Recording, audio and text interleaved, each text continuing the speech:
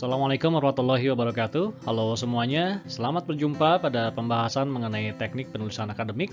Pada kesempatan ini kita akan membahas mengenai penulisan data commentary.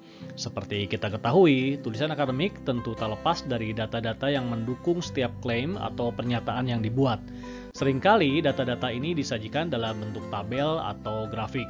Dan begitu tabel atau grafik ini muncul di dalam teks, maka kewajiban penulis untuk mengomentarinya, menjelaskan kepada pembaca relevansi dan signifikansi dari data yang ditampilkan. Pada sebuah studi, mungkin ada hasil uji yang perlu di-highlight dan didiskusikan. Ada indikator-indikator yang perlu diperbandingkan, ada implikasi kegiatan tertentu yang perlu dievaluasi. Atau ada pula studi tertentu yang mungkin dimaksudkan untuk menilai teori atau praktik umum di masyarakat. Semuanya melibatkan data-data dan data commentary dilakukan untuk memenuhi kepentingan-kepentingan tersebut. Bahkan ada pula data commentary yang dimaksudkan untuk menilai reliabilitas dari data-data itu sendiri. Bagaimana melakukan data commentary? Kita bisa mulai dengan contoh tabel sederhana ini yang hanya terdiri dari satu kolom data penjelas. Tabelnya adalah tentang sumber-sumber infeksi virus pada komputer di Amerika. Sebelum memulai data commentary, pastikan kita paham bagaimana cara membaca dan menginterpretasikan angka-angka di dalam tabel.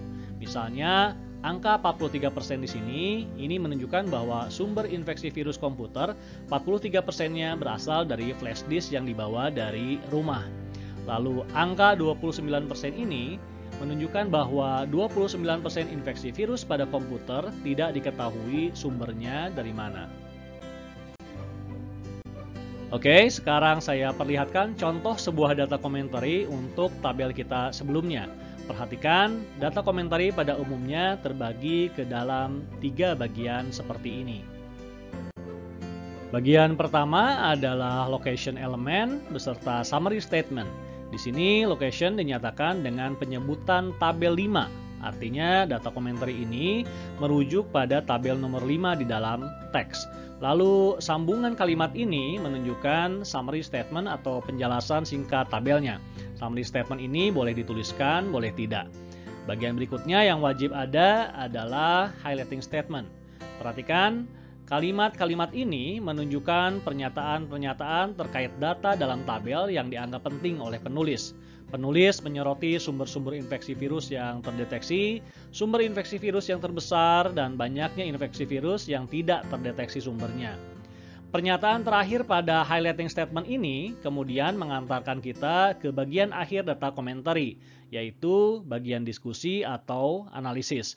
Bagian inilah yang menjadi poin utama penulis dalam menuliskan data commentary-nya. Di sini penulis menekankan bahwa terlepas dari solusi-solusi untuk mengatasi infeksi virus pada komputer yang ada, namun resiko kehilangan data pada komputer masih akan tetap rentan terjadi. Sekarang, bagaimana jika data commentary hendak dilakukan pada grafik seperti ini? Apa yang sebaiknya kita highlight? Highlight titik tertinggi dan terendah mungkin masih bisa dilakukan tergantung pada arah data commentary-nya. Namun, yang paling umum untuk di-highlight saat mengomentari sebuah grafik biasanya adalah tren datanya, apakah naik atau turun. Lalu kemudian yang menarik juga untuk di-highlight adalah penurunan atau kenaikan yang tidak biasa atau mencuat dari pergerakan normalnya, misalnya pada perubahan seperti ini. Atau juga percepatan dan perlambatan yang signifikan seperti ini.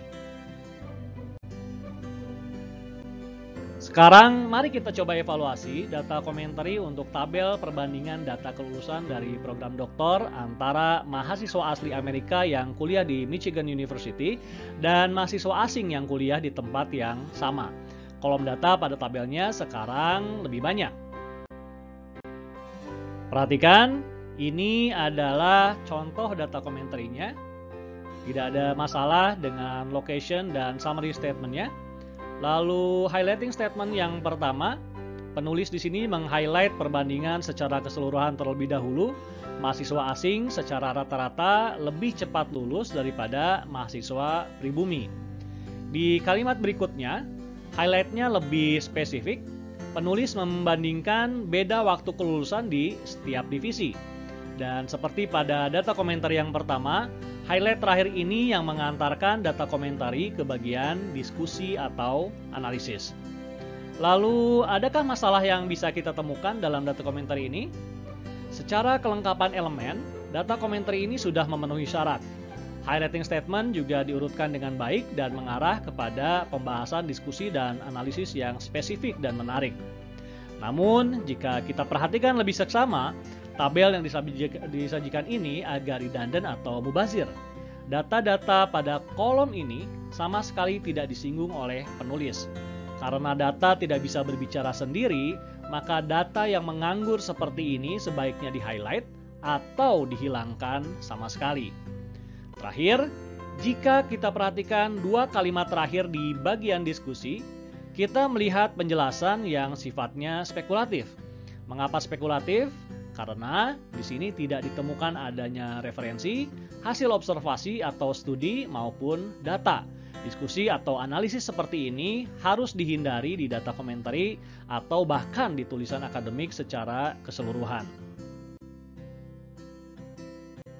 Sebagai penutup, bisa disampaikan bahwa kualitas data komentari ditentukan oleh kelengkapan elemen-elemennya.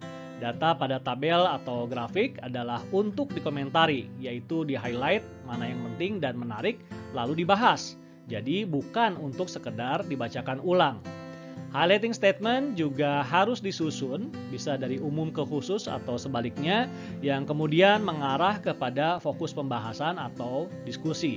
Terakhir, jangan berspekulasi. Penjelasan dalam tulisan akademik memang tidak akan menghasilkan 100% kebenaran, tapi setiap penjelasan haruslah disertai dengan bukti-bukti dan referensi pendukung yang dapat diterima. Baik, demikian pembahasan mengenai data komentari. Semoga bermanfaat dan dapat dipahami. Terima kasih atas perhatiannya. Assalamualaikum warahmatullahi wabarakatuh.